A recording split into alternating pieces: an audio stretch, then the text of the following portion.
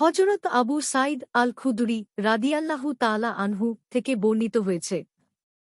তিনি বলেন, একদিন এক লোক মসজিদে এমন সময় আসলেন যখন রাসূলুল্লাহ সাল্লাল্লাহু আলাইহি ওয়াসাল্লাম নামাজ আদায় করে ফেলেছেন। তিনি তাকে দেখে বললেন, এমন কোনো মানুষ কি নেই যে তাকে সদাক্কাহ দিবে তাঁর সঙ্গে নামাজ আদায় করে। এ মুহূর্তে এক লোক দাঁড়ালেন এবং তার সঙ্গে নামাজ আদায় করলেন।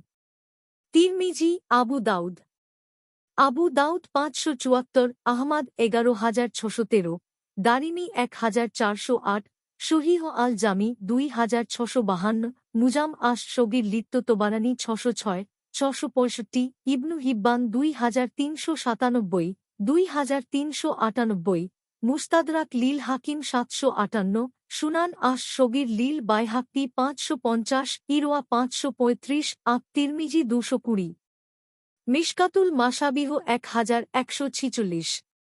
হাদিসের মান সহিহ।